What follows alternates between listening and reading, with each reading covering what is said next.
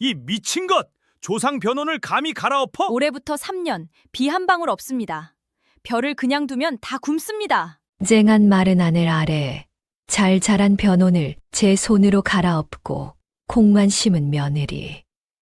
온 마을이 미쳤다며 손가락질했지만 그 해부터 3년 비 한 방울 없이 온 고을이 타들어갔습니다. 곡식을 숨긴 죄렸다. 콩섬을 몽땅 내놓아라. 굶는 이를 먹이는 곡간입니다. 여시렵니까? 삼키시렵니까? 고을을 먹인 며느리에게 누명을 씌운 고을 부자와 사또의 음모, 그리고 뒤집힌 진실.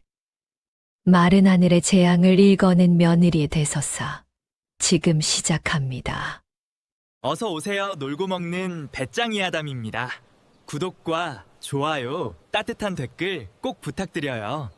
충청도 어둠에 첩첩한 산자락이 병풍처럼 둘러친 청산골이라는 고을이 있었습니다. 산이 높으면 물이 맑다 하였으니 골짜기를 타고 내려온 개울물이 논밭을 넉넉히 적시고 그 물을 받아 해마다 벼가 누렇게 익어가는 그야말로 물 걱정 없는 살기 좋은 고장이었지요. 청산골 사람들은 예로부터 이렇게들 말했습니다. 우리 골짜기는 하늘이 아무리 심수를 부려도 저 산이 물을 내어주니 굶는 법이 없다. 그만큼 이 고을은 대대로 벼농사 하나로 배를 골치 않고 살아온 복받은 땅이었습니다. 그 청산골에서도 손꼽히는 종갓집이 하나 있었으니 바로 주 참봉댁이었습니다. 소슬 때문에 흙담이 든든하고 마당 한켠에는 곡식 곳간이 여러 채라. 이 고을에서 제일 가는 반듯한 집안이었지요. 그 집의 주인인 주 참봉으로 말하면 예순을 넘긴 완고한 종가 어른이었습니다. 네모지고 각진 얼굴에 굵고 흰 눈썹, 성글게 자란 흰 수염을 쓰다듬으며 늘 꼿꼿한 자세를 잃지 않는 어른이었지요. 무엇보다 이 어른은 조상 대대로 물려받아 지어온 처 너른 변혼에 대한 자부심이 뼛속까지 사무친 분이었습니다. 이 논에서 난쌀로 조상 제사를 모셔왔고 이 논이 있어 우리 집안이 반드시 서 있는 것이다. 입버릇처럼 그리 말하곤 했지요. 그 곁에는 억척스러운 안주인 남원댁이 있어 날카롭게 째진 눈으로 집안 살림을 빈틈없이 건사하고 있었습니다. 그런 종갓집에 그해 봄 새 며느리가 들어왔습니다. 이름은 곱단이라 하였지요. 20살 안팎의 앳되고 총명한 색시로 갸름한 얼굴에 크고 맑은 눈, 오른 눈 밑에 작은 점이 하나 도드라진 야무진 처녀였습니다. 곱단은 여느 색시들과는 조금 다른 데가 있었습니다. 하늘빛이 어제와 오늘 어떻게 다른지, 구름결이 어느 쪽으로 흐르는지, 개미가 어느 길로 줄지어 오르는지, 우물물이 한 뼘 줄었는지, 두 뼘 줄었는지, 그런 것을 가만히 눈여겨보는 버릇이 있었지요. 어려서 일찍 부모를 여의고 농사짓는 할아버지, 손에 자란 까닭에 하늘과 땅의 기미를 잇는 법을 어깨 너머로 배운 것입니다. 할아버지는 늘 이리 일렀지요. 곱다나, 하늘은 반드시 미리 기별을 준단다. 그 기별을 잇는 자만이 굶지 않는 법이야. 시집 온 첫해 곱다는 다소곳이 시부모를 섬기며 집안일을 익혔습니다. 새벽같이 일어나 부엌을 데우고 시아버지의 진지상을 손수 보고 시어머니 남원댁의 잔소리에도 낯빛 한 번 붉히지 않았지요. 남원댁은 그런 며느리가 밉지는 않으면서도 어딘가 속을 알 수 없어 미덥잖은 눈길을 거두지 못했습니다. 저 아이는 일은 야무지게 하다마는 이따금 넋을 놓고 하늘만 올려다보니 원. 새색시가 무슨 궁리를 저리 골똘히 하는 게야. 그럴 때마다 곱다는 그저 조용히 웃을 뿐 제 속을 함부로 내비치지 않았습니다. 그런데 그의 늦봄부터 곱단의 눈빛에 근심이 짙게 어리기 시작했습니다. 곱단은 날마다 마을 어귀 우물가로 나가 오래도록 무언가를 살폈지요.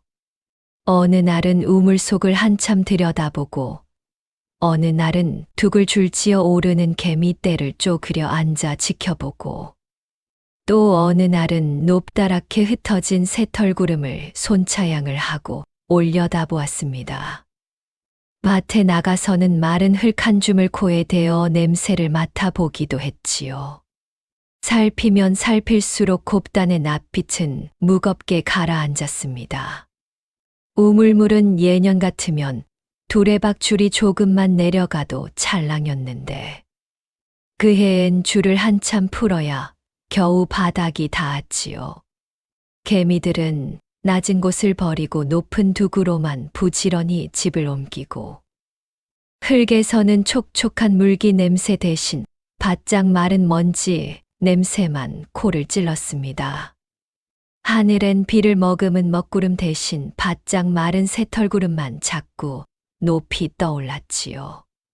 곱다는 속으로 조목조목 헤아렸습니다.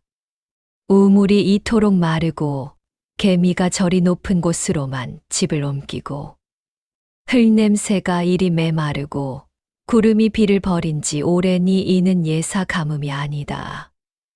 한 해로 그칠 일이 아니야. 할아버지께서 늘 말씀하시던 바로 그 하늘의 기별이다. 곱다는 또 한 사람의 마음도 함께 익었습니다. 물 걱정 없이 살아온 청산골 사람들이 이 무서운 조짐을 결코 고지듣지 않으리라는 것을 말입니다. 내가 100마디 말로 일러준들, 저들은 도리어 나를 비웃을 것이다. 재앙을 눈으로 보기 전에는 사람은 결코 재앙을 믿지 않는 법이니 밤마다 곱다는 잠을 이루지 못하고 뒤척였습니다. 저 혼자 아는 이 무서운 기미를 어찌 말한단 말인가. 완고한 시아버지가 그리고 물 걱정 없이 살아온 마을 사람들이 어린 며느리의 말을 고지들을 니만무했지요. 허나 그렇다고 온 집안이 굶어 죽을 재앙을 눈앞에 두고 입을 다물고 있을 수도 없는 노릇이었습니다. 곱다는 큰 맘을 먹고 시아버지 앞에 조심스레 아뢰어 보았습니다. 아버님, 아무래도 올여름 하늘이 심상치 않습니다. 벼농사만 믿고 있다가는 큰 낭패를 볼까 저어댑니다. 허나 주 참봉은 들은 척도 하지 않았습니다. 새색시가 농사를 알면 얼마나 안다고.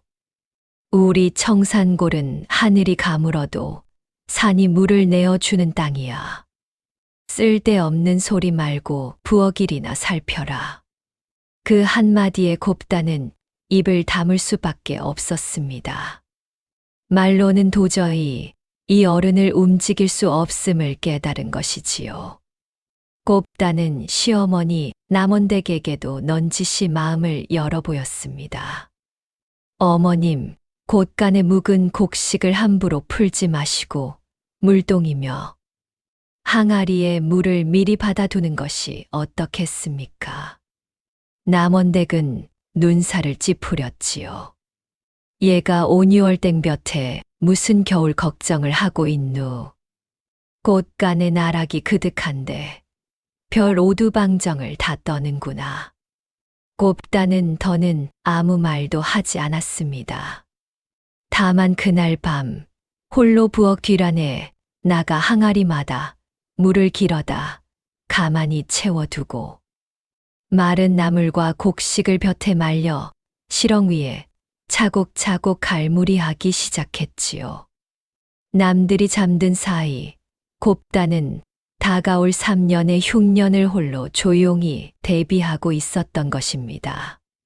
한밤중 곱다는 잠 못 이루고 마당에 나와 별을 올려다보곤 했습니다. 내가 틀렸다면 얼마나 좋으랴. 이 집 변혼이 예년처럼 누렇게 익어 사람들이 나를 비웃어도 좋으니 비가 내려준다면. 허나 하늘은 이미 그 문을 닫았다. 내가 지금 나서지 않으면 이 집도 이 고을도 3년을 버티지 못한다. 곱다는 제 눈이 읽어낸 그 무서운 기별을 차마 못 본 척 덮어둘 수가 없었습니다. 사람의 목숨이 걸린 일 앞에서 며느리의 도리보다 앞서는 것이 있음을 곱다는 알고 있었던 것이지요. 마침내 곱다는 마음을 굳혔습니다. 어느 이른 여름 새벽, 아직 이슬이 채 마르지 않았을 때였지요. 곱다는 소매단을 걷어붙이고 쟁기와 괭이를 들고 집안에서 제일 물 좋고 벼가 잘 자란 앞들 논으로 나섰습니다. 그러고는 파랗게 자라오른 벼포기를 제 손으로 하나하나 갈아엎기 시작한 것입니다.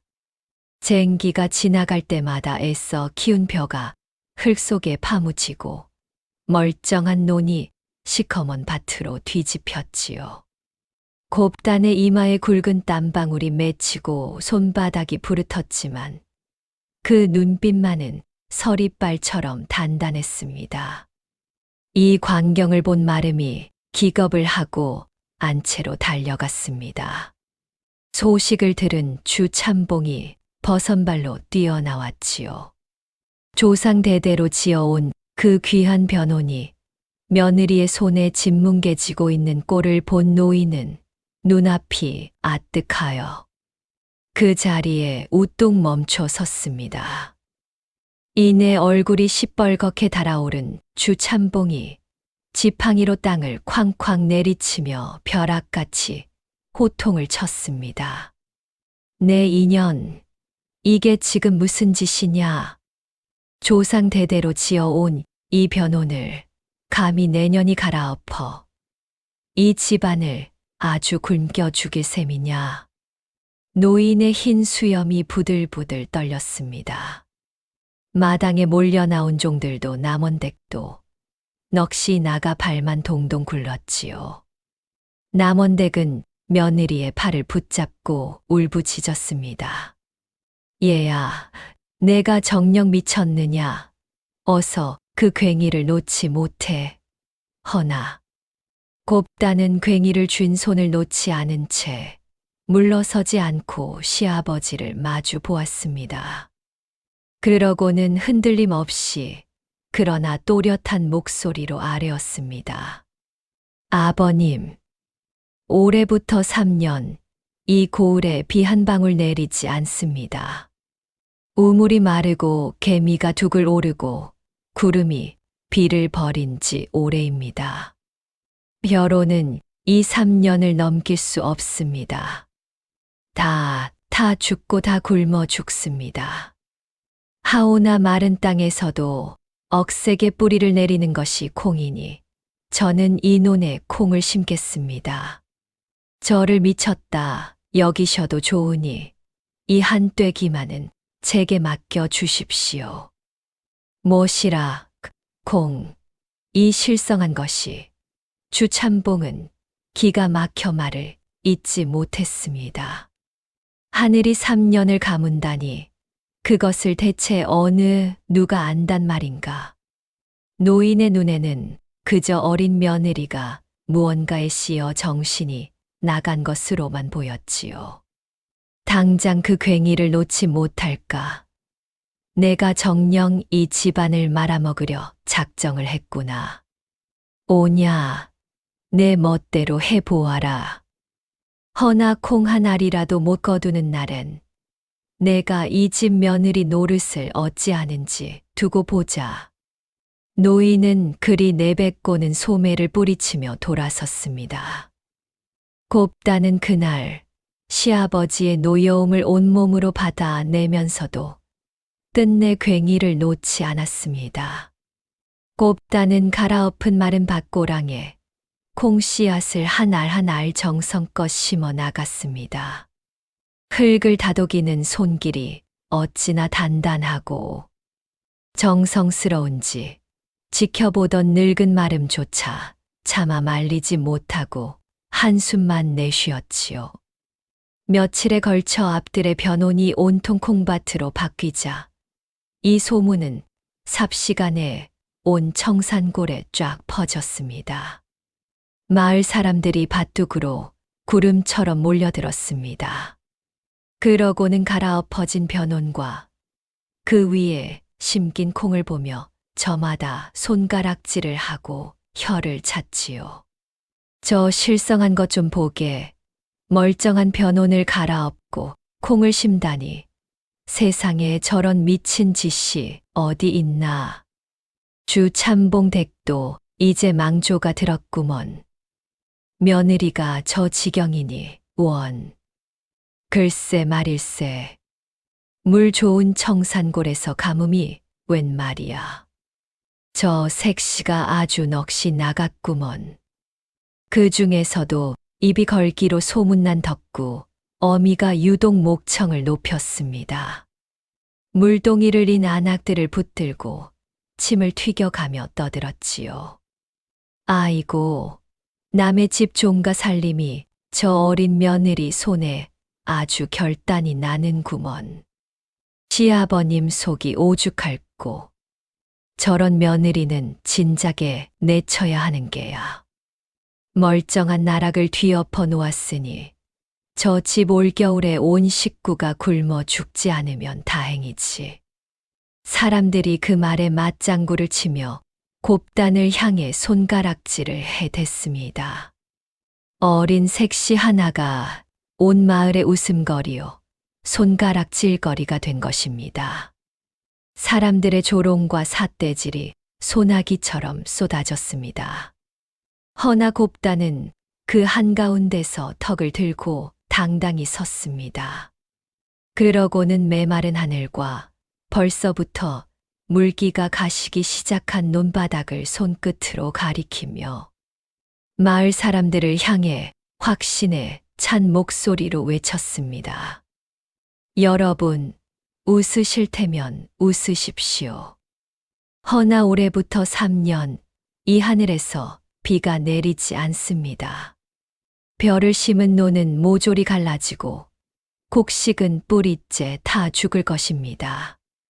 그때 가서 후회하지 마시고 지금이라도 물을 아끼고 마른 곡식을 갈무리해 두십시오. 부디 제 말을 흘려 듣지 마십시오. 사람들은 그 말을 코웃음으로 흘려들었습니다. 저 색시가 아주 무당이 다 됐구먼 하고 손뼉을 치며 비웃는 이도 있었지요. 시어머니 남원댁은 부끄러워 차마 고개를 들지 못하고 방으로 들어가 며느리를 원망하며 눈물을 훔쳤습니다. 내 팔자야, 어쩌자고 저런 며느리가 들어와서. 주 참봉은 그날 이후로 며느리와 말을 섞지 않았고 집안에는 무거운 냉기가 감돌았습니다. 온 고을이 손가락질하는 미친 며느리 곱다는 하루아침에 그런 사람이 되어 버린 것입니다.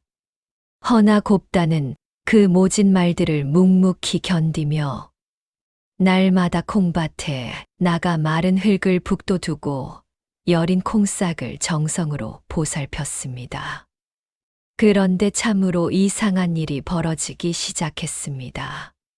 콩을 심고 얼마 지나지 않아 정말로 비가 뚝 그친 것입니다. 처음엔 사람들도 대수롭지 않게 여겼습니다. 여름 한철 비가 좀 뜸한 게지. 허나 하루가 가고 열흘이 가고 한 달이 가도 하늘엔 구름 한 점 얼씬하지 않았습니다. 뇌약볕만 사정없이 내리쬐고 개울물은 눈에 띄게 줄어들었지요. 사람들의 얼굴에서 웃음기가 서서히 걷히기 시작했습니다. 사람들은 그제야 곱단의 콩밭을 힐끔거리기 시작했습니다. 갈아엎어버린 미친 짓이라 손가락질하던 그 밭이 어쩐 일인지 다른 논밭보다 훨씬 성해 보였던 까닭입니다. 우물가에서 물을 깃던 아낙 하나가 옆 사람에게 슬며시 속삭였지요. 이봐, 저 곱단이가 그때 뭐라 했는지 기억나? 3년을 가문다고 하지 않았나? 쉿, 그런 소리 말게. 재수 없이. 아무렴 하늘이 3년씩이나 가물겠는가. 사람들은 애써 고개를 저으며 불길한 예감을 떨쳐 내려 했지만 마음 한구석에 스며든 두려움까지 지울 수는 없었습니다. 그 무렵에도 곱단은 날마다 콩밭에 나가 여린 싹을 보살폈습니다. 지나가던 사람들이 여전히 손가락질을 하고 비웃었지만 곱단은 한 번도 대꾸하거나 눈물을 보이지 않았지요. 그저 묵묵히 마른 흙을 북돋우고 아침 저녁으로 물동이에 물을 아껴 콩포기 밑동을 적셔 줄 뿐이었습니다. 밤이면 홀로 마당에 나와 별 하나 흐트러진 데 없이 메마른 밤하늘을 오래도록 올려다보았지요. 곱단의 입술은 늘 굳게 다물려 있었으나 그 눈빛만은 하루하루 더 단단해져 갔습니다. 시어머니 남원댁이 안쓰러운 반 원망 반으로 지켜보다가 어느 밤엔 며느리 곁에 슬며시 다가와 나직이 물었습니다. 얘야, 정말로 비가 오지 않는다더냐. 곱단은 조용히 고개를 끄덕였습니다. 네, 어머님. 하오나 이 집만은 굶기지 않겠습니다. 그것만은 소녀를 믿어 주십시오. 그해 여름이 다 가도록 비는 끝내 오지 않았습니다. 물 걱정 없던 청산골의 개울이 신라처럼 가늘어지더니 마침내 바닥을 드러냈습니다. 그토록 자랑스럽던 주 참봉댁의 너른 벼논도 다른 집 논들도 논바닥이 거북등처럼 쩍쩍 갈라지기 시작했지요. 파랗던 벼는 물을 얻지 못해 누렇게 시들고 이삭을 패기도 전에 뿌리째 다 들어갔습니다. 마을 사람들이 밤낮으로 두레박을 지고 개울로 달려갔지만 바닥난 개울에서 퍼올릴 물은 어디에도 없었습니다. 흙먼지만 풀풀 날리는 들판에서 사람들은 그제야 무언가 크게 잘못되었음을 깨닫기 시작했습니다. 마을 곳곳에서 곡소리가 났습니다. 한 해 농사를 통째로 망친 집들이 곳간을 열어보고는 앞으로 닥칠 겨울이 두려워 발을 굴렀지요. 물 좋은 청산골에서 이런 흉년을 겪어본 이가 아무도 없었으니 사람들은 하늘을 원망하며 우왕좌왕할 뿐이었습니다. 그제야 몇몇 노인은 곱단이 봄에 외치던 그 말을 떠올리고 등골이 서늘해졌습니다.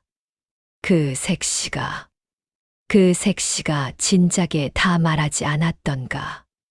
우리가 그걸 미친 소리로만 들었구먼. 허나 이미 벼는 다 타 죽은 뒤였고 후회는 아무 소용이 없었지요. 주 참봉은 갈라진 제 논을 바라보며 넋을 잃고 주저앉았습니다.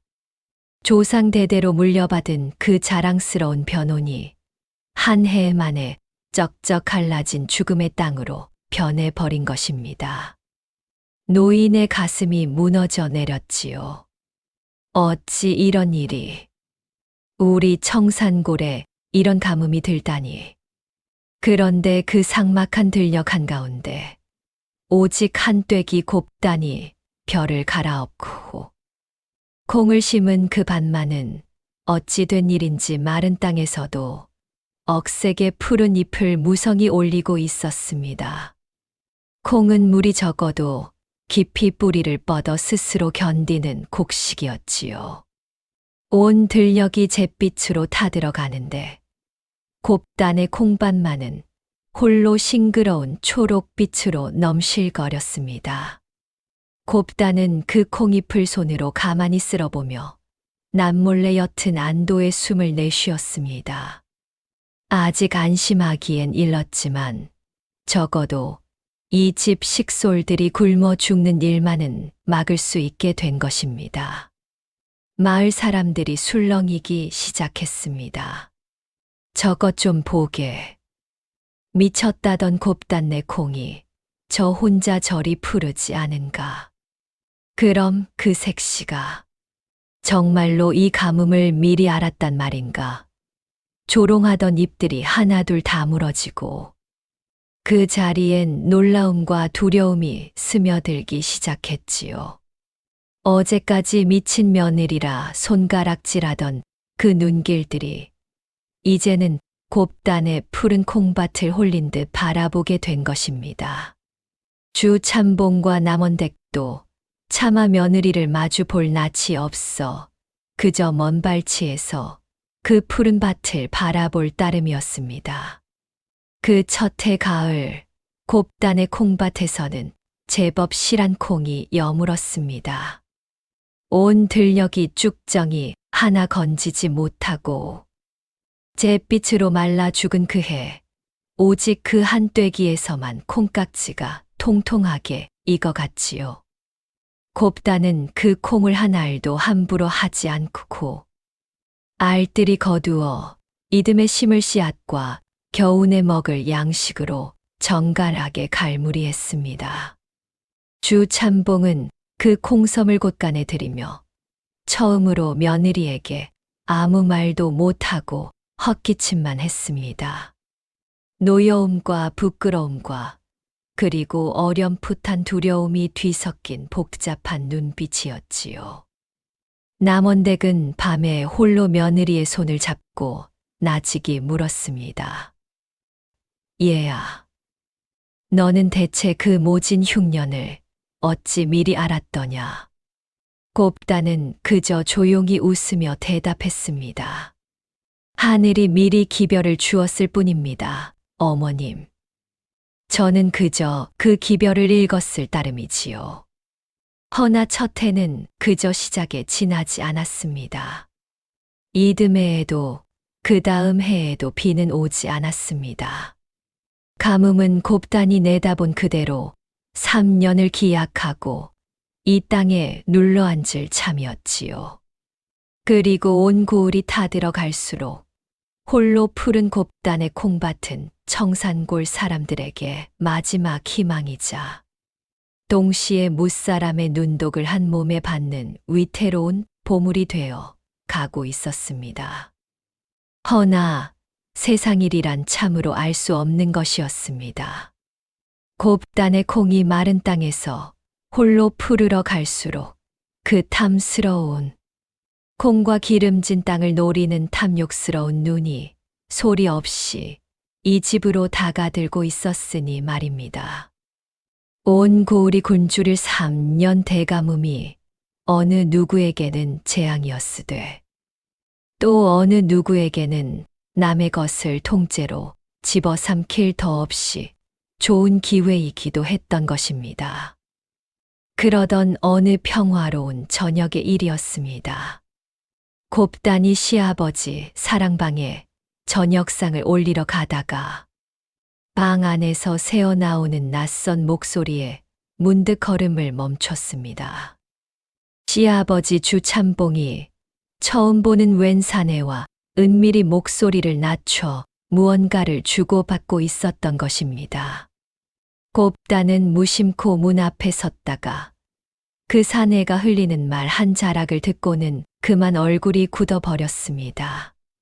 그러니 참봉 어른, 저 콩밭과 땅을 우리 나리께 슬며시 넘기시는 것이 어떻겠습니까?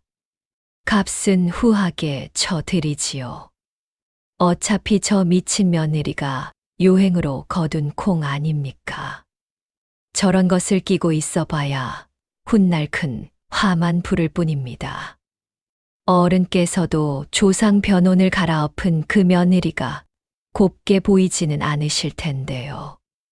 밤색 비단옷 자락을 걸친 그 낯선 사내는 다름 아닌 고을 토호가 은밀히 보낸 앞잡이였습니다. 온 고을이 곱단의 콩을 우러르기 시작한 바로 그때 그 콩과 땅을 통째로 삼키려는 검은 손이 이미 이 집 사랑방 문턱까지 뻗쳐온 것이지요. 더욱이 아직 며느리에 대한 노여움이 다 풀리지 않은 시아버지가 그 은밀한 회유에 무어라 답할지 곱단은 저녁상을 받쳐 든 채 그 자리에 얼어붙었습니다. 곱단이 맞서야 할 진짜 상대는 하늘이 아니라 사람이었습니다. 온 고을을 굴주림으로 몰아넣은 그 가문보다 더 무서운 인간의 탐욕이 이제 막 그 서늘한 발톱을 드러내고 있었던 것입니다. 저 낯선 사내는 대체 누구의 명을 받고 온 것이며 시아버지 주참봉은 그 은밀한 회유에 과연 어떤 답을 내놓았을까요? 그리고 곱단의 콩과 땅을 노리는 그 검은 손의 정체는 무엇일까요? 그 탐욕의 정체는 이야기의 두 번째 자락에서 낱낱이 드러나게 됩니다. 앞서 어느 평화로운 저녁 곱단이 시아버지 사랑방 앞에서 엿들은 그 은밀한 밀담, 그 낯선 사내의 정체부터 밝혀야겠지요. 그 사내는 고을 토호 황부호가 보낸 앞잡이였습니다. 황부호로 말하면 이 청산골 일대의 재물을 소나귀에 쥔 자로 곱단의 콩밭에 벌써부터 군침을 흘리고 있었던 것입니다.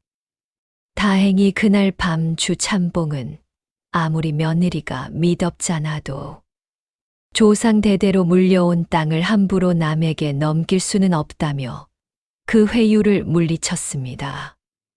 우리 집안 땅은 한 떼기도 팔 수 없네. 썩 물러가게 앞잡이는 입맛을 다시며 돌아갔지만 그렇게 순순히 물러날 황부호가 아니었지요. 곱단은 그 밤 이후로 저 검은 손이 언젠가 반드시 다른 수를 썼어. 이 집을 덮치리라는 것을 마음 깊이 새겨두었습니다. 그리고 그 예감은 3년째 가뭄이 깊어가면서 무서운 현실이 되어 갔습니다. 곱단이 변혼을 갈아엎고 콩을 심은 지도 어느덧 3년째 청산골에는 정말로 비 한 방울 내리지 않았습니다. 곱단이 내다본 그대로 3년 대가뭄이 온 고을을 짓눌렀지요. 개울은 진작에 말라붙어 돌바닥이 허옇게 드러났고 논밭은 거북등처럼 갈라져 흙먼지만 풀풀 날렸습니다. 곳간이 텅텅 빈 사람들은 마침내 산으로 올라가 나무 껍질을 벗기고 풀뿌리를 캐어 줄인 배를 채우기에 이르렀습니다. 삐쩍 마른 아이들이 어미 품에서 힘없이 울고 노인들은 마른 우물가에 주저앉아 하늘만 원망했지요. 물 걱정 없다던 그 복받은 청산골이 3년 만에 굴주림의 땅으로 변해버린 것입니다.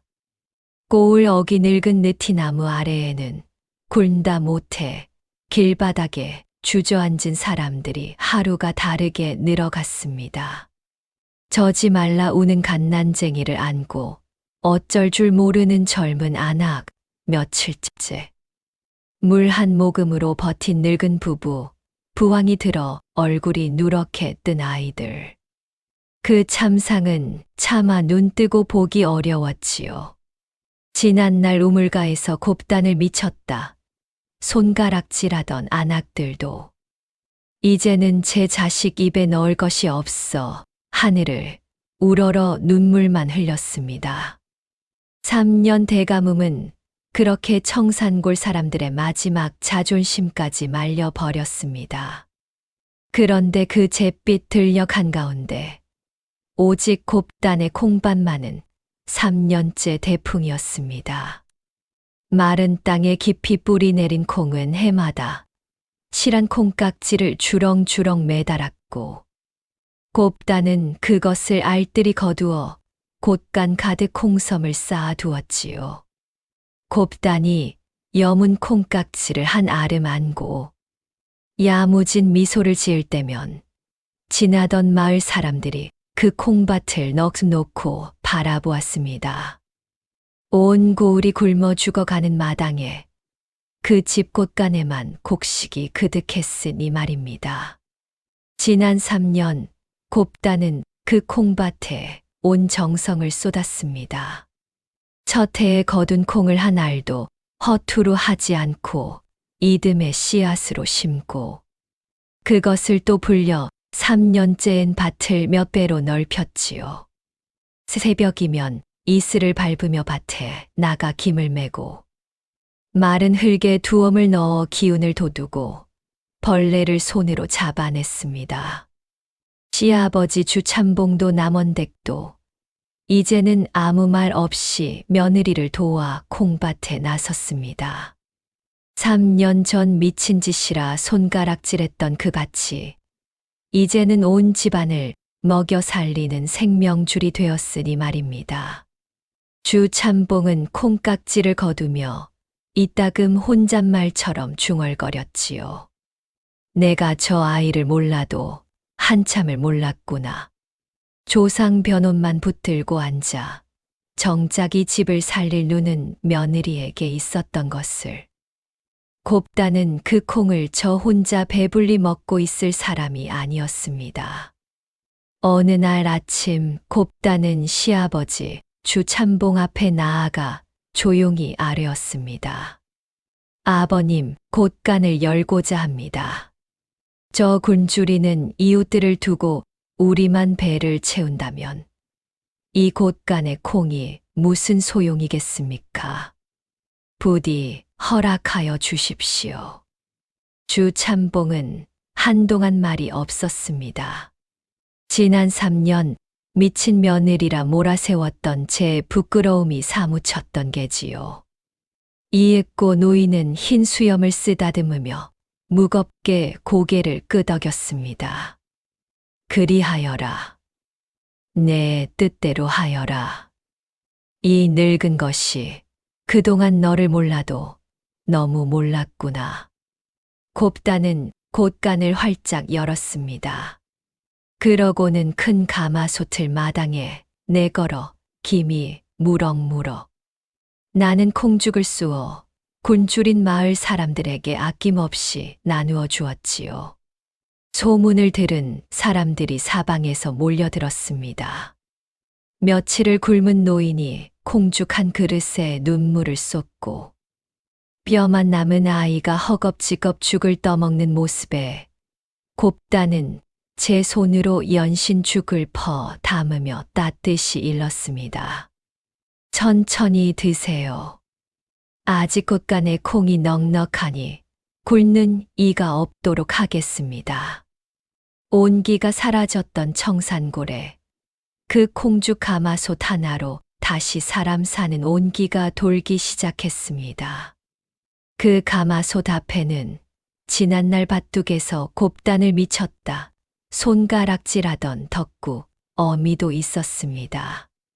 며칠을 굶어 눈이 퀭해진 덕구, 어미가 차마 낯을 들지 못하고 가마솥 앞에서 우물쭈물하자 곱단이 먼저 다가가 김이 나는 콩죽 한 그릇을 두 손으로 건넸지요. 어서 드세요. 아이들도 데려오시고요. 지난 일은 마음에 두지 마십시오. 덕구 어미가 그 자리에 주저앉아 엉엉 울음을 터뜨렸습니다. 아이고, 아씨. 이 몹쓸 입으로 아씨를 그리 헐뜯었건만 아씨가 이 늙은 것을 살리시는구려. 내가 사람도 아니요, 사람도 아니야. 곱단은 그저 그 등을 가만히 다독일 뿐이었습니다. 그날 이후 덕구 어미는 누구보다 앞장서 곱단을 위하는 사람이 되었지요. 바로 그 무렵의 일이었습니다. 하루는 남루한 베옷에 낡은 페랭이를 쓴 나그네 하나가 마을 어귀에서 굶주림에 지쳐 쓰러졌습니다. 며칠을 굶었는지 입술이 새파랗게 질리고 숨이 간당간당한 것이 그대로 두면 목숨이 위태로운 지경이었지요. 사람들은 낯선 거지 행색의 나그네를 힐끔거릴 뿐 선뜻 나서지 못했는데 곱단이 한 걸음에 달려가 그를 부축해 일으켰습니다. 그러고는 따끈한 콩죽 한 그릇을 손수 떠서 그 마른 입에 천천히 떠 넣어 주었습니다. 여보세요. 정신 차리세요. 이거라도 우선 드시고 기운을 차리셔야지요. 콩죽 한 그릇에 겨우 숨을 돌린 나그네는 형형한 눈빛으로 곱단을 오래도록 바라보다가 나직이 물었습니다. 낭자는 어이하여 생면부지의 나그네에게 이 귀한 곡식을 나누어 주시오. 곱단은 담담히 웃으며 대답했습니다. 귀하고 귀하지 않고가 어디 있겠습니까? 굶는 사람 입에 들어가는 것이 곡식의 본분이지요. 나그네는 그 말을 가슴 깊이 새기는 듯 말없이 고개를 끄덕였습니다. 그러고는 떠나기 전 곱단에게 나직이 한마디를 남겼지요. 낭자의 이 은혜 내 결코 잊지 않으리다.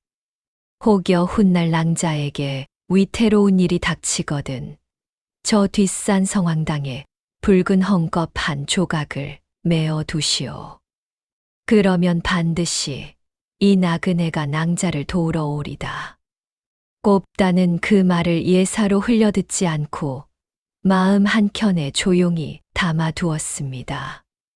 며칠 뒤 그 나그네는 소리 없이 마을을 떠났지만 그가 누구인지 그때는 아무도 알지 못했습니다. 이렇게 곱단이 콩죽으로 목숨을 살린 사람이 어디 그 나그네뿐이겠습니까? 곱단의 콩죽 가마솥 앞에는 날마다 곤줄인 이들이 줄을 섰고 그렇게 목숨을 건진 이들은 하나같이 곱단을 은인으로 여겨 마음을 다했습니다. 관아의 심부름을 하는 통인, 장터를 떠도는 등짐장수, 관아 담벼락을 오가는 아이들까지 곱단의 콩죽 한 그릇에 은혜를 입은 이들이 온 고을에 두루 퍼져 있었지요. 이들은 저마다 눈과 귀가 되어 고을에 도는 온갖 소문과 관아 안팎의 일들을 곱단에게 넌지시 전해 주곤 했습니다. 곱단이 베푼 인심이 어느새 온 고을에 촘촘히 뻗은 눈과 귀가 되어 곱단을 지키고 있었던 것입니다. 뒷날이 보이지 않는 눈과 귀가 곱단의 목숨을 구하는 결정적인 힘이 될 줄은 그때는 곱단 자신도 미처 다 알지 못했습니다. 곱단은 그저 콩죽만 나누어 준 것이 아니었습니다. 곳간의 콩이 3년을 버티도록 하루에 몇 그릇씩 어느 집에 돌아가야 하는지를 장부에 또박또박 적어가며 알뜰히 헤아렸지요. 몸져 누운 노인과 젖먹이 딸린 아낙에게는 한 그릇을 더 얹고 성한 장정들에게는 마른 콩을 나누어 주어 산나물과 섞어 죽을 끓이게 했습니다.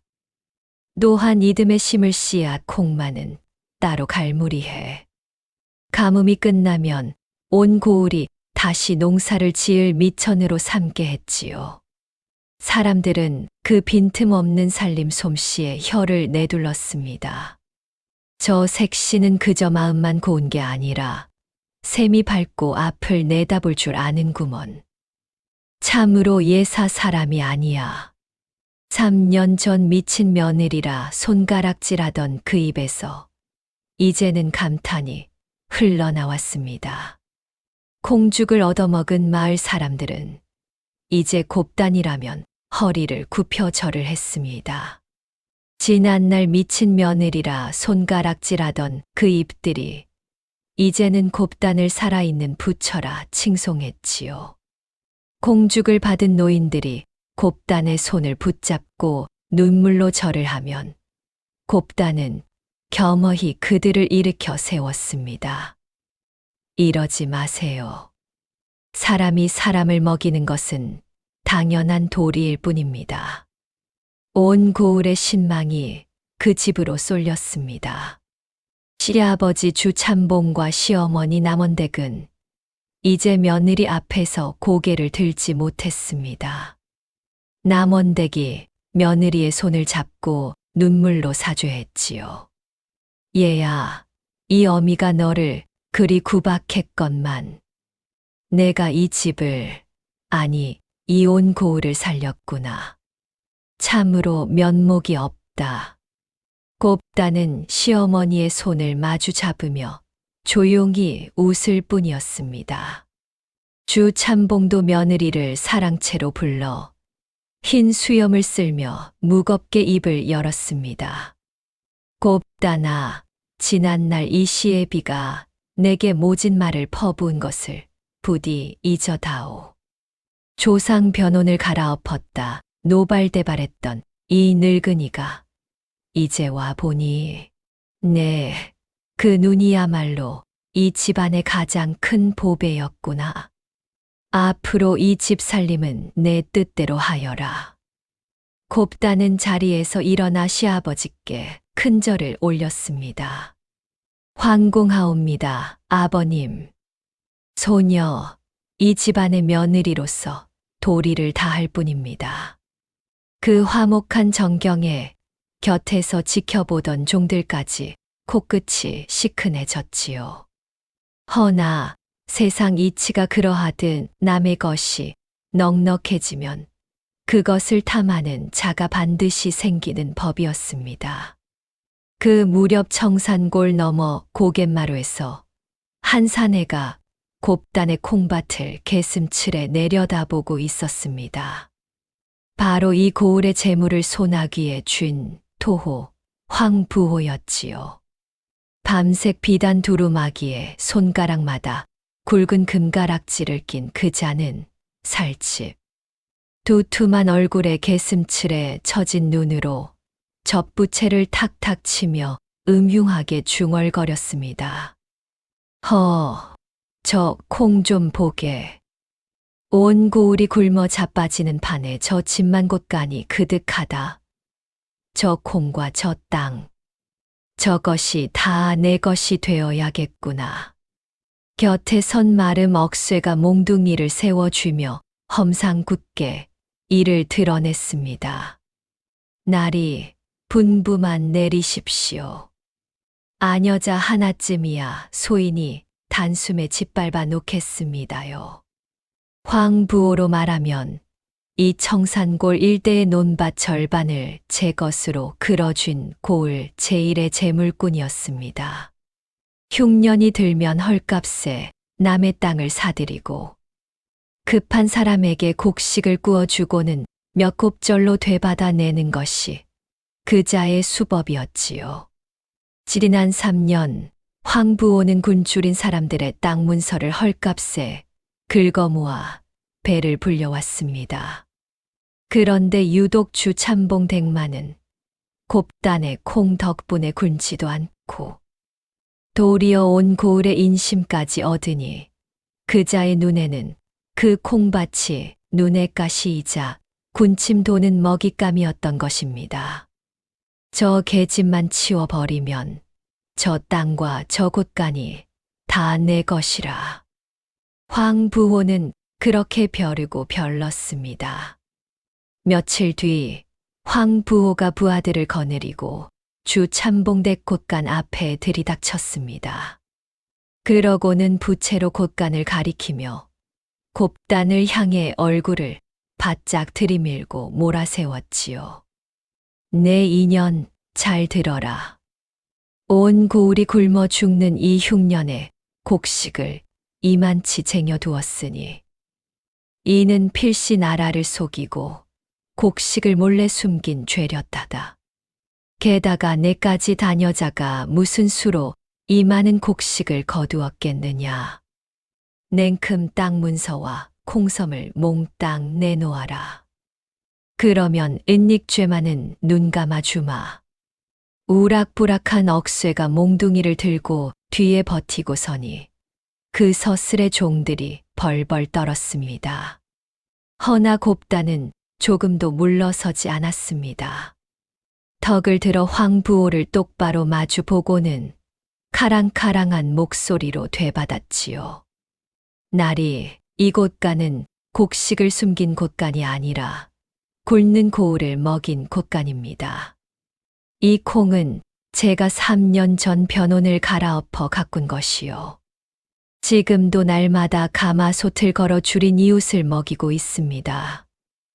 온 고을이 다 아는 일이지요. 그런데 나리께선 지금 그 굶는 이들을 먹이는 곳간을 여시렵니까? 아니면 그 곳간을 통째로 삼키시렵니까? 황부호가 젖부채를 접어 곱단의 코앞에 겨누며 언성을 높였습니다. 이 계집보게. 내까지 다녀자가 감히 누구 앞에서 주둥이를 놀리느냐. 이 고을 땅 절반이 다 내 것이거늘. 저 콩밭 한 떼기가 대수더냐. 순순히 내놓으면 목숨이라도 부지할 것을 어디서 그 알량한 샘 속으로 나를 훈계하려 들어.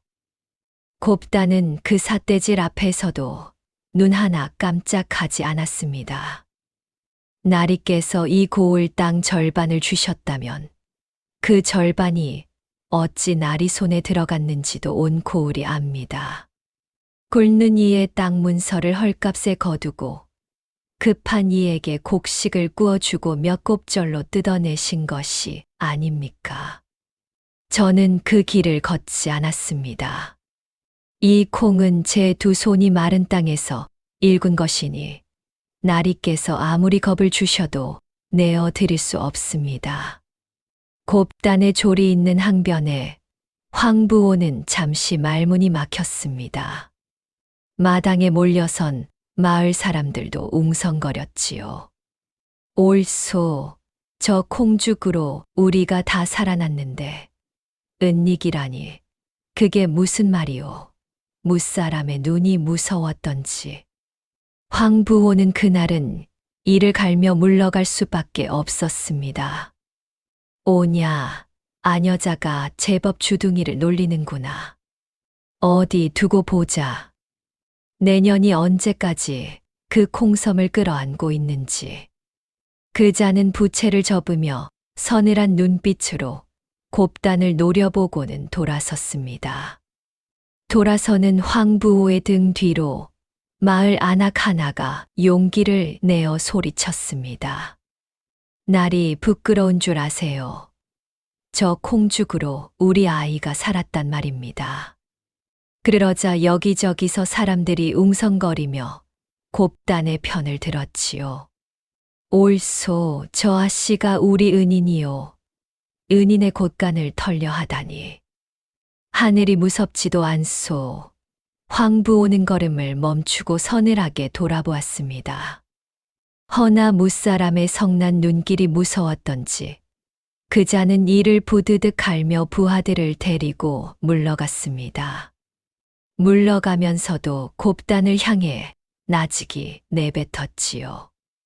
오냐, 내까지 다녀자가 언제까지 그 주둥이를 놀리는지 두고 보자. 이 황아무개가 마음만 먹으면 저 콩섬은 물론이요, 내 목숨 줄까지 손안에 있느니라. 곱다는 그 뒷모습을 바라보며 마음을 다잡았습니다. 오늘은 물러갔으나 저자는 반드시 다른 수를 쓸 것이다. 힘으로 안 되면 반드시 관아의 법을 빌려서라도. 곱단의 예감은 조금도 틀리지 않았습니다. 곱단의 말재간의 곳간을 빼앗지 못한 황부호는 그 길로 관아의 고 사또를 찾아갔습니다. 고 사또로 말하면 여우처럼 갸름한 얼굴에 실눈을 가진 교활한 탐관으로 재물이라면 물불을 가리지 않는 위인이었지요. 어둑한 관아 내실 등잔 하나를 사이에 두고 두 사람이 머리를 맞대었습니다. 황 부호가 묵직한 은자 꾸러미를 슬며시 밀어놓으며 수군거렸습니다. 사또, 힘으로는 저 계집을 어쩌지 못하겠소. 허니 관아의 법으로 올가매야겠소. 흉년의 곡식을 숨겨 나라를 속이고 조세를 포탈했다. 이 죄를 씌워 관아로 잡아들이면 콩이며 땅이며 고스란히 우리 손에 떨어지지 않겠소. 고 사또가 실눈을 가늘게 뜨며 음흉하게 입꼬리를 올렸습니다. 허허, 과연 묘책이요. 문서는 내가 얼마든지 꾸며드리리다. 대신 그 땅의 절반은 내 몫이요. 두 사람의 그림자가 등잔불에 음험하게 일렁였습니다. 그런데 그 은밀한 미략이 있고 얼마 지나지 않아 그 내용이 고스란히 곱단의 귀에 흘러 들어왔습니다. 관아를 드나들던 한 통이니 콩죽으로 목숨을 건진 은혜를 잊지 않고 곱단에게 그 무서운 음모를 몰래 일러 바친 것이지요. 아씨, 큰일 났습니다요. 황부호와 사또가 짜고 아씨께 곡식을 숨긴 죄를 씌워 관아로 잡아들일 궁리를 하고 있습니다. 곧 곳간을 털러 사람을 보낼 거랍니다. 곱단은 그 말에도 눈 하나 깜짝하지 않았습니다. 이미 오래전부터 이런 날이 오리라 짐작하고 있었던 까닭입니다. 곱단은 그날 밤 3년간 콩 한 나달까지 낱낱이 적어온 손때 묻은 장부와 관아에 조세를 바친 증표들을 한데 모아 작은 나무 상자에 담아 두었습니다. 그러고는 아무도 모르게 그 비밀 상자를 뒤란 장독대 깊숙한 곳에 감추어 두었지요. 힘으로도 거짓으로도 나를 꺾지 못하도록 진실만은 내 손으로 지켜두리라. 곱단의 눈빛은 폭풍을 앞둔 사람답지 않게 서늘하도록 고요했습니다. 바로 이튿날 새벽 마름 억쇠가 부하들을 이끌고 주 참봉대 곳간을 덮쳤습니다. 몽둥이를 휘두르며 곳간 문을 부수고 곱단이 애써 갈무리한 콩섬을 지게에 지고 나르기 시작했지요. 곱단이 그 앞을 온몸으로 막아섰습니다. 이 콩은 굵는 고을 사람들의 목숨입니다. 한 섬도 함부로 가져갈 수 없습니다. 억쇠가 눈을 부라리며 곱단을 거칠게 밀쳤습니다. 비켜라. 사또의 명이시다. 나라를 속인 죄인 주제에 어디서 큰 소리냐. 종들과 마을 사람들이 달려와 막아섰지만 몽둥이를 든 완력 앞에 속수무책이었습니다. 밀려 넘어진 곱단이 흙바닥을 짚고 다시 일어나 억쇠를 노려보았지요. 네 이놈, 지금 내가 지고 가는 그 콩 한 섬 한 섬이 다 굶는 아이들의 밥이다. 훗날 이 일을 어찌 감당하려느냐. 그 서슬에 억쇠도 잠시 움찔했으나 이내 콧방귀를 뀌며 남은 콩섬을 마저 실어냈습니다. 곳간의 콩은 삽시간에 절반이나 실려나갔지요. 지켜보던 마을 노인들이 땅을 치며 통곡했습니다. 저것이 다 우리를 먹인 콩인데 저 도적들이 은인의 곳간을 털어 가는구나. 그리고 곳간을 턴 바로 그날 낮 마침내 사또의 명을 받은 관아의 나졸들이 오라를 들고 주 참봉대 그로 들이닥쳤습니다. 흉년 곡식 은닉 조세 포탈이라는 터무니없는 죄명이었지요. 대문간이 소란해지고 나졸들의 우락부락한 발소리가 마당으로 우르르 밀려드는 그 순간 놀랍게도 곱다는 조금도 당황하지 않았습니다. 이미 이날이 오리라 예감하고 남몰래 만반의 준비를 해둔 까닭이었지요. 곱다는 나졸들이 안마당으로 들이닥치기 직전 재빨리 뒤란 장독대로 돌아가 깊숙이 감추어둔 그의 나무 상자를 꺼내 들었습니다. 3년치 콩장부와 조세 증표, 그리고 억쇠가 곶간을 턴 날짜와 콩섬의 수효까지 낱낱이 적힌 진실의 증거가 담긴 비밀 상자였습니다. 곱다는 그 상자를 품에 단단히 여미고는 곁에 선 어린 종을 가만히 불렀습니다. 그러고는 아무도 듣지 못하게 귓속말로 무언가를 이르고 손에 붉은 헝겊한 조각을 쥐어 주었지요. 어린 종은 눈을 크게 뜨고 고개를 끄덕이더니 뒷문으로 쏜살같이 빠져나가 뒷산 쪽으로 내달렸습니다. 이제 되었다. 저들이 나를 관하로 끌고 간들 진실은 이미 제 갈 길을 찾아 떠났으니 나졸들이 마당으로 들이닥쳐 곱단을 우악스레 에워쌌으나 곱단은 오히려 담담한 얼굴로 스스로 두 손을 내밀었습니다. 시아버지 주참봉과 시어머니 남원댁이 발을 구르며 울부짖었지만 곱단은 그저 서늘하도록 고요한 눈빛으로 관아를 향해 한 걸음 걸음을 옮길 뿐이었지요. 끌려가는 며느리의 뒷모습이 어찌나 꼿꼿한지 지켜보던 마을 사람들이 도리어 숨을 죽였습니다. 과연 곱단이 뒤란에서 꺼내든 그 비밀 상자에는 어떤 무서운 진실이 담겨 있었을까요? 그리고 어린 종이 붉은 헝겊을 쥐고 달려간 뒷산에는 대체 누가 곱단의 신호를 기다리고 있었을까요? 모든 것을 빼앗기고 관아로 끌려가기 직전 곱단이 남몰래 띄워보낼 그 은밀한 신호의 정체는 이야기의 마지막 자락에서 마침내 낱낱이 밝혀지게 됩니다. 앞서 관아로 끌려가기 직전 곱단이 어린 종에게 붉은 헝겊을 쥐어 뒷산으로 몰래 띄워보낸 그 은밀한 신호. 그것이 대체 무엇이었는지는 뒤에 차차 밝혀질 터이니 우선은 관아로 끌려간 곱단의 이야기부터 이어가겠습니다. 오라에 묶여 관아 동원 마당에 끌려온 곱단은 섬돌 아래에 꿀렸습니다. 섬돌 위에 거만하게 앉은 고 사또가 실눈을 뜨고 거드름을 피우며 호령했지요. 내 죄를 내가 알렸다. 흉년의 곡식을 산더미로 쌓아두고 나라에 바칠 조세를 포탈하였으니 그 죄가 마땅히 중하다. 어서 땅 문서를 바치고 죄를 자복하라. 곁에 선 황부호가 부채로 입을 가리며 음흉하게 웃었습니다. 허나 곱단은 끝내 무릎을 꿇거나 눈물로 빌지 않았습니다. 오히려 고개를 꼿꼿이 들고 또렷한 목소리로 조목조목 되받았지요. 사또, 조세를 포탈했다 하셨습니까?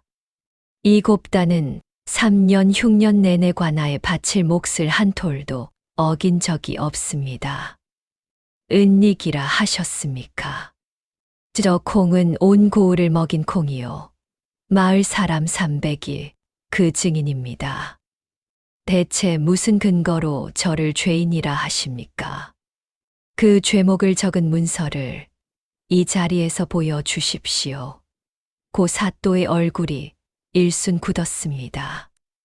미리 짜 맞춘 거짓 문서로 올가매려던 참인데 며느리가 이토록 조리 있게 맞설 줄은 몰랐던 것이지요. 곁에 황 부호가 얼른 부채를 접으며 끼어들었습니다. 저 계집이 감히 관장 앞에서 주둥이를 놀리는구나. 근본 없는 아녀자가 무엇을 안다고 곱단이 서늘한 눈으로 그를 돌아보았습니다. 근본이라 하셨습니까? 굶는 이웃을 먹인 것이 근본 없는 일이고 남의 곳간을 탐내어 없는 죄를 지어내는 것은 근본 있는 일입니까? 그 한마디에 황 부호의 얼굴이 시뻘개졌습니다. 허나 상황은 조금도 곱단의 편이 아니었습니다. 토호 황 부호와 탐관구 사또가 손을 맞잡은 그 위세 앞에서 감히 곱단의 편을 들어 나서는 이가 아무도 없었으니까요.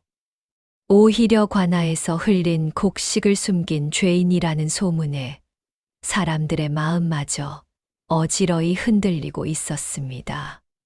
그 중에서도 가장 곱단을 아프게 한 것은 다름 아닌 시아버지 주참봉이었습니다.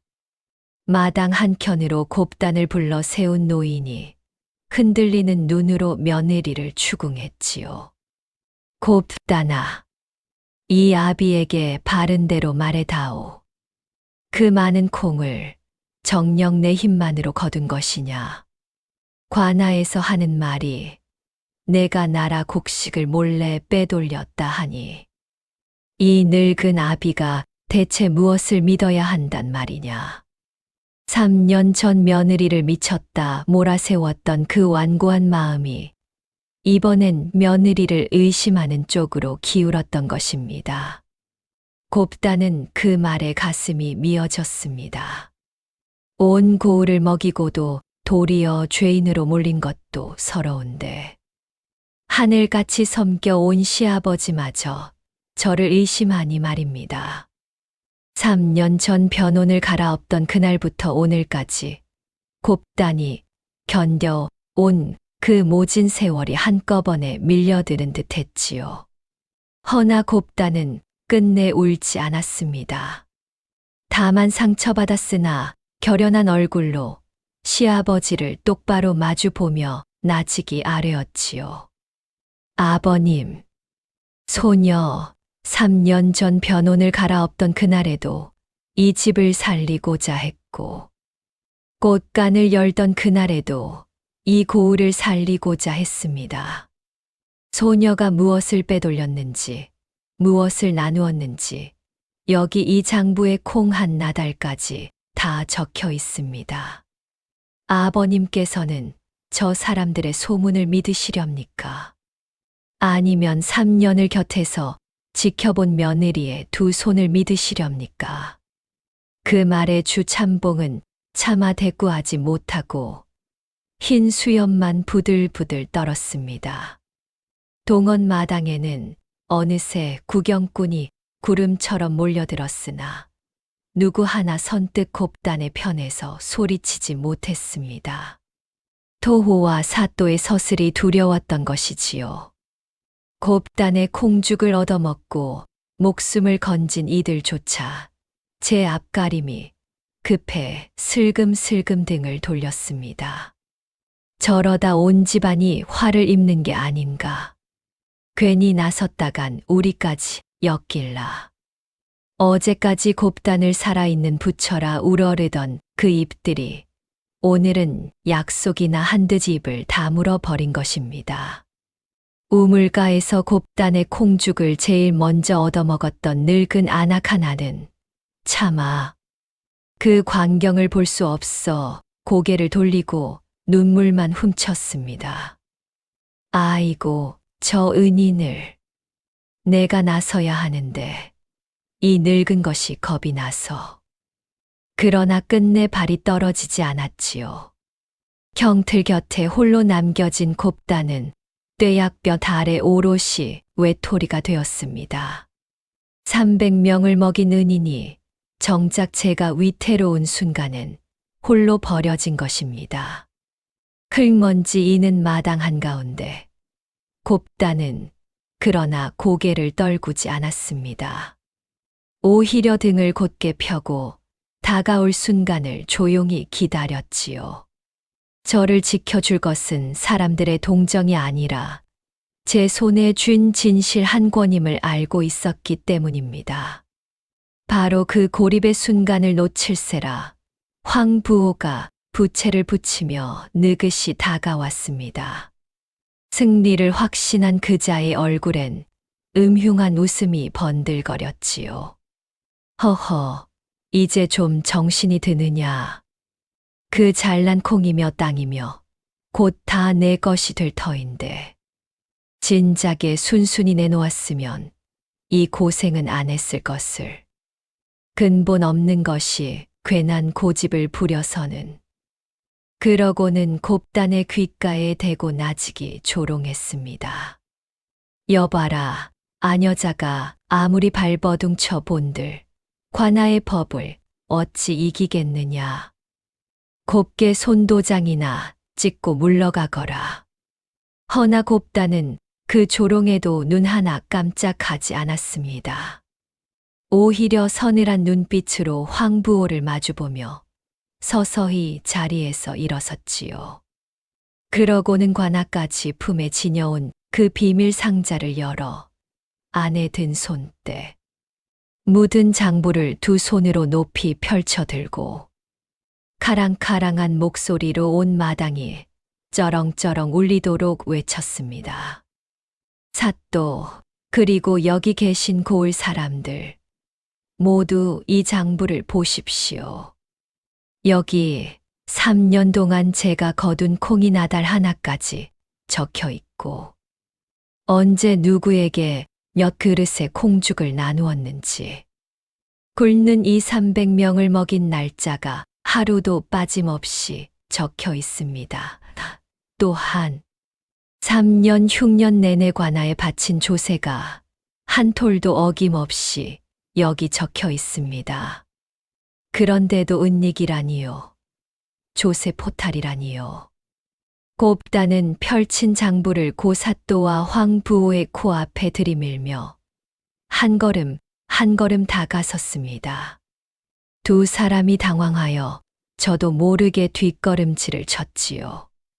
오히려 묻겠습니다. 이 곳간을 여시렵니까? 삼키시렵니까? 나리들이야말로 이 콩을 통째로 집어삼키려 잊지도 않은 죄를 지어내신 것이 아닙니까? 이 장부의 조세 기록과 관하에 조세 대장을 맞대어 보십시오.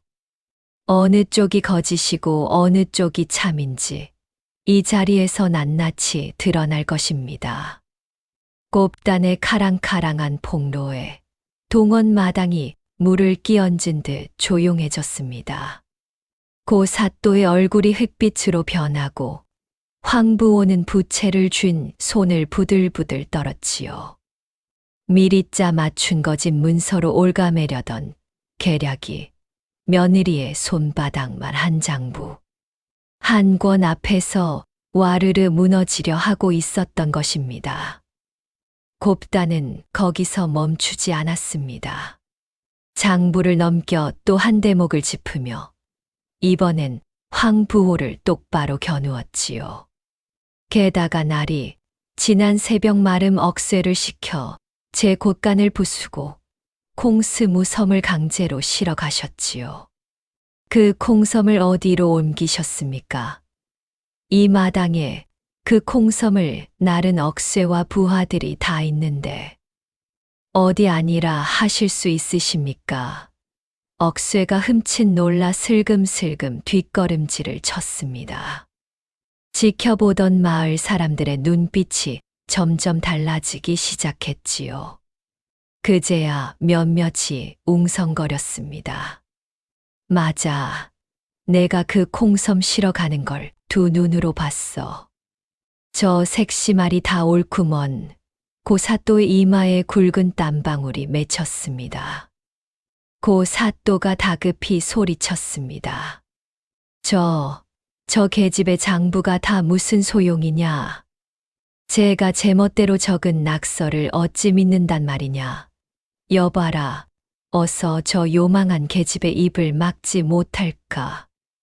나졸들이 우르르 달려들어 곱단을 붙잡으려는 바로 그 순간이었습니다. 암행어사 출두요. 우레와 같은 외침이 관아의 담을 뒤흔들었습니다. 굳게 닫혔던 관아 정문이 벌컥 열리며 역졸들이 물밀듯 쏟아져 들어왔지요. 그 한가운데 낡은 패랭이를 벗어 던진 한 사내가 마패를 번쩍 치켜들고 성큼성큼 걸어 들어왔습니다. 형형한 눈빛에 남색 관복을 정갈이 갖춰 입은 그 위엄 앞에 동원 마당의 사람들이 일제히 땅에 엎드렸습니다. 고 사또와 황부오는 얼굴이 새하얗게 질려 그 자리에 얼어붙었지요. 그런데 마당에 엎드린 사람들 사이에서 곱단만은 그 어사의 얼굴을 보고 눈을 크게 떴습니다. 바로 얼마 전 마을 어귀에서 굶주려 쓰러졌던 그 남루한 나그네 곱단이 손수 콩죽한 그릇을 떠넣어 목숨을 살려준 바로 그 사람이었던 것입니다. 남루한 베옷을 벗고 관복을 갖춰 입었을 뿐 그 형형한 눈빛만은 그대로였지요. 알고 보니 그 나그네는 임금의 밀명을 받아 팔도의 탐관오리를 살피러 나선 암행어사 배대감이었던 것입니다.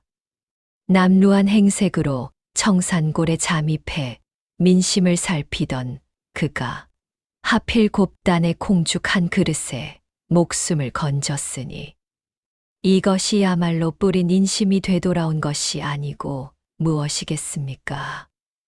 바로 여기서 곱단이 관하로 끌려가기 직전 어린 종에게 쥐어보낸 그 붉은 헝겊의 비밀이 풀립니다. 그 나그네 곧 배대감은 마을을 떠나며 곱단에게 일렀었지요. 위태로운 일이 닥치거든 비싼 성황당에 붉은 헝겊을 메어 두라고. 곱단은 나졸들이 들이닥친 그 순간 어린 종을 시켜 성황당에 붉은 헝겊을 매게 한 것입니다. 인근에 은밀히 머물던 배 대감이 그 신호를 보고 한 걸음에 달려온 것이지요. 뿐만 아니라 그동안 곱단의 콩죽으로 목숨을 건진 고을 사람들이 저마다 눈과 귀가 되어 황부호와 고 사또의 죄상을 낱낱이 배 대감에게 일러 바쳤던 것입니다. 곱단이 아무 바람 없이 베푼 그 한 그릇. 한 그릇의 정이 마침내 온 집안과 고을을 구할 든든한 눈과 귀가 되어 돌아온 것이었습니다. 어사 배 대감이 섬돌 위에 우뚝 서서 마당을 굽어보며 쩌렁쩌렁 입을 열었습니다. 고을 사또는 들으라. 내 지난 여러 날 남루한 나그네 행색으로 이 청산고를 두루 돌며 민심을 살폈노라. 3년 대가뭄에 온 고을이 굶주리는데 토호 황가와 사또는 백성을 구휼하기는커녕 그 재물을 탐하기에만 바빴다. 반면 저기 저 며느리 곱단은 제 변혼을 갈아엎어 가뭄을 이겨내고 그 콩으로 300명을 먹여 살렸다. 내가 바로 그 콩죽한 그릇에 목숨을 건진 사람이니라. 어사가 손을 들어 곱단을 가리켰습니다. 그러고는 준엄한 목소리로 말을 이었지요. 내 그날 저 며느리에게 어이하여 생면부지의 나그네에게 귀한 곡식을 나누느냐 물었더니 굶는 사람 입에 들어가는 것이 곡식의 본분이라 하였다. 나라의 녹을 먹는 벼슬아치들이 백성의 곳간을 탐할 적에 한난 며느리가 제 곳간을 여러 고을을 살렸으니 그 마음이 곧 나라의 근본이라. 대체 누가 죄인이고 누가 은인이란 말이냐? 어사가 곱단이 바친 3년치 장부와 관아의 조세 대장을 나란히 펼쳐 맞대어 보니 곱단의 기록은 콩 한 나달까지 한치 어긋남이 없었습니다. 반면 고 사또가 급히 꾸며 낸 은잎 포탈의 죄상 문서는 날짜도 섬, 수도 앞뒤가 맞지 않는 엉터리였지요. 게다가 황부호가 억쇠를 시켜 곳간을 턴 일이며 은자를 바쳐 사또와 결탁한 일까지 마을 사람들의 증언이 본물 터지듯 쏟아져 나왔습니다. 그제야 등을 돌렸던 구경꾼들이 너도 나도 나서서 소리쳤습니다. 사또, 저 며느리가 우리를 다 먹여 살렸습니다. 환가와 사또가 은인의 곳간을 털어갔습니다요. 더는 발뺌할 구멍이 없었습니다. 황 부호가 그래도 마지막까지 발악을 했지요. 이것은 다 저 계집의 농간이요. 사또, 근본 없는 아녀자의 말을 어찌 믿으신단 말이오. 그러자 곱단이 서늘한 눈으로 그를 마주 보며 나직이 말했습니다. 날이 끝내 근본을 따지시는군요. 사람의 근본은 가진 재물로 정해지는 것이 아니라 그 재물을 어디에 쓰느냐로 정해지는 법입니다. 굶는 이를 먹인 이의 근본이 낮고 굶는 이의 것을 빼앗은 이의 근본이 높다면 그 근본이라는 것 차라리 없는 이만 못하지요. 그 한마디에 황 부호는 얼굴이 벌겋게 달아올라 말문이 막혔습니다. 어사는 서늘하게 그 자를 내려다볼 뿐이었습니다. 내 죄는 내 입이 아니라 저 장부와 저 백성들의 증언이 말하고 있다. 여봐라, 저 새 놈을 당장 오라로 묶어라. 역졸들이 우르르 달려들어 토. 황 부호와 탐관 고사또 그리고 마름 억쇠를 오라로 꽁꽁 묶어 끌어냈습니다. 끌려가던 황 부호가 이거 놓아라. 내가 누군 줄 알고 하며 발버둥을 쳤으나 곱다는 그저 서늘한 눈으로 그 꼴을 내려다볼 따름이었습니다. 날이 남의 것을 탐한 손은 결국 오라를 치는 법입니다. 그 이치를 이제야 아시겠습니까? 그 한마디에 황 부호는 더 말을 잊지 못하고 고개를 떨구었지요. 그토록 위세등등하던 토호와 사또가 오라에 묶여 끌려가는 광경에 구경하던 사람들이 통쾌하여 손뼉을 치고 발을 굴렀습니다. 그저 하늘이 무심치 않았구먼. 은인을 죄인으로 몰더니 꼴 좋다. 3년간 짓눌렸던 고을 사람들의 응어리가 그제야 한꺼번에 풀리는 순간이었습니다. 오라에 묶인 억쇠는 어사의 준엄한 문초 앞에서 이내 무릎을 꿇고 제 죄를 낱낱이 풀었습니다. 소인은 그저 황부호 나리가 시키는 대로 했을 뿐입니다요. 꽃간을 턴 것도 사또께 은자를 나른 것도 다 나리의 분부였습니다요. 그 자백의 황부호와 고 사또의 마지막 발뺌마저 산산이 부서졌지요. 두 사람이 주고받은 은자며 급히 꾸며낸 거짓 문서며 그 모든 죄상이 백일하에 드러났습니다.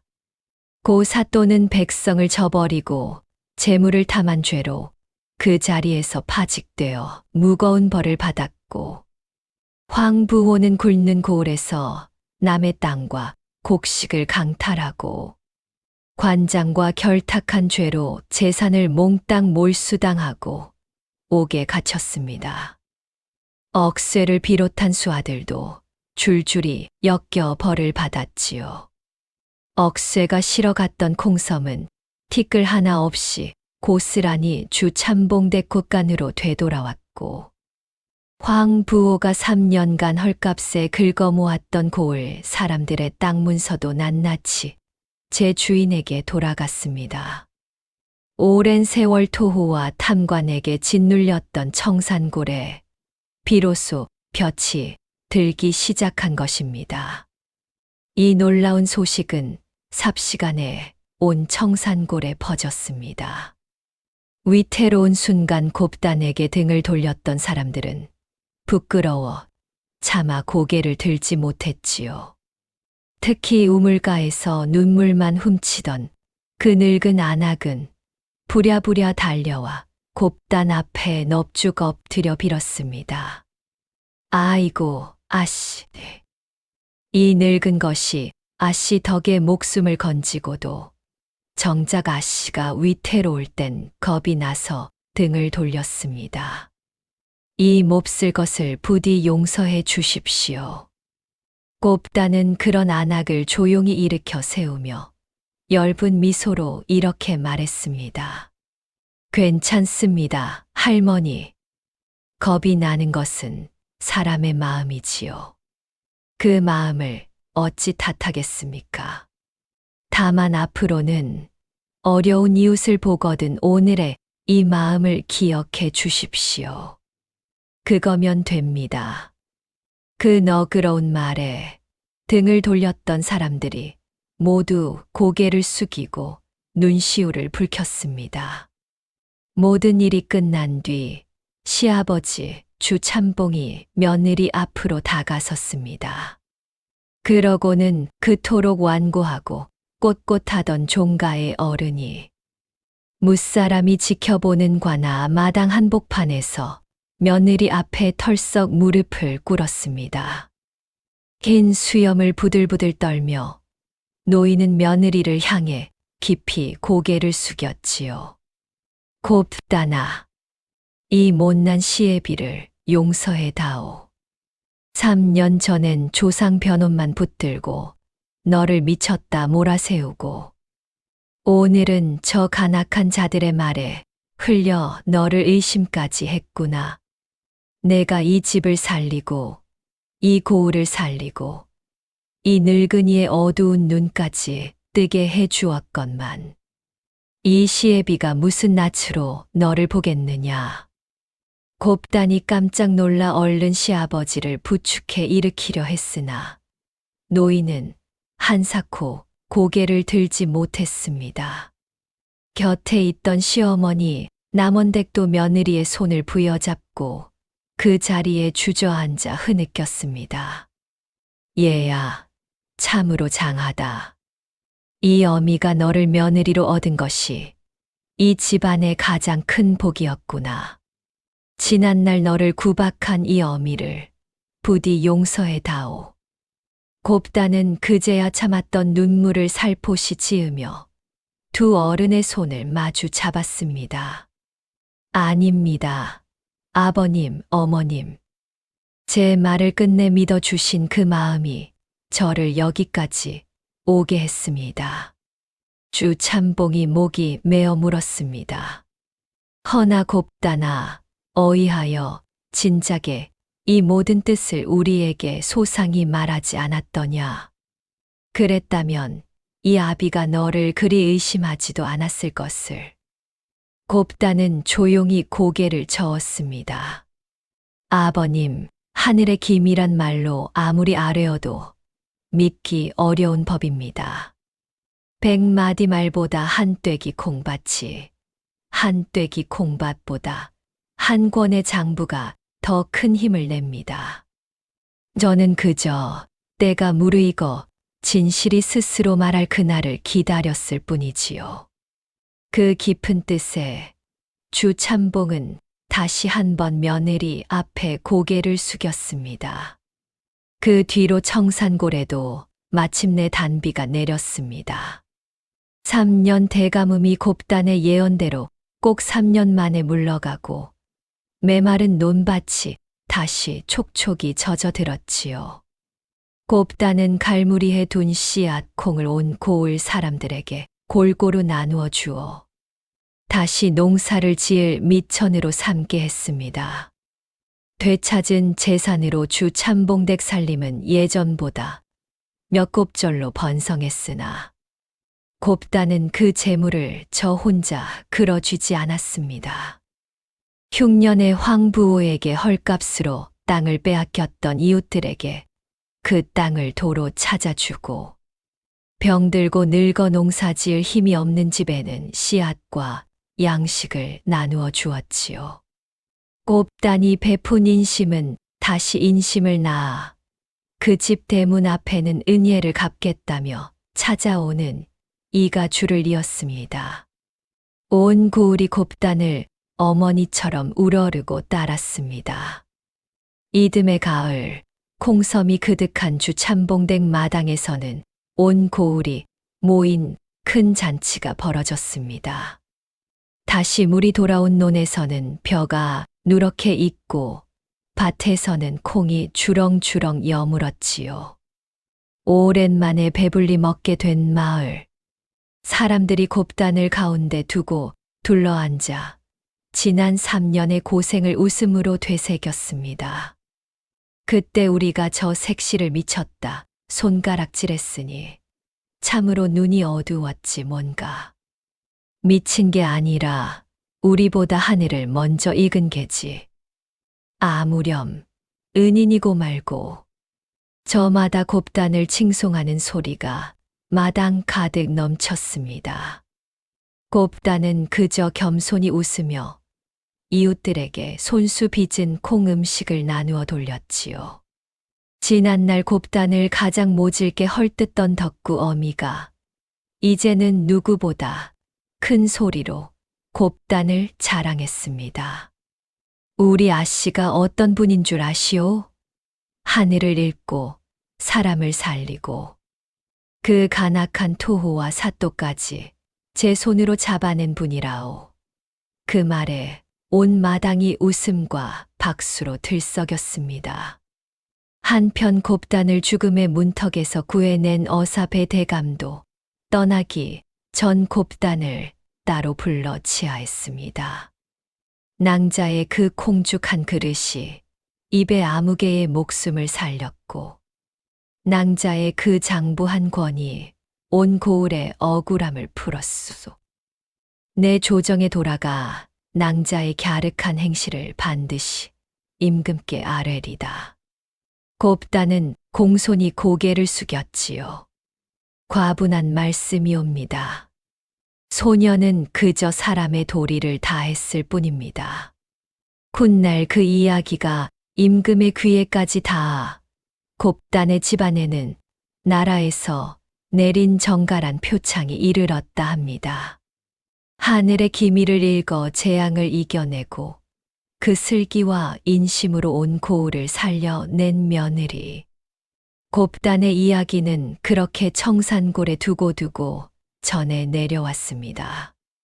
참된 총명이란 남을 이기는 재주가 아니라 남을 살리는 마음이며 아무리 모진 재앙과 탐욕이 밀어닥쳐도 정직한 기록과과 굽히지 않는 마음 앞에서는 반드시 진실이 이긴다는 것을 그 예시야기는 오늘의 우리에게도 잔잔히 일러주고 있습니다.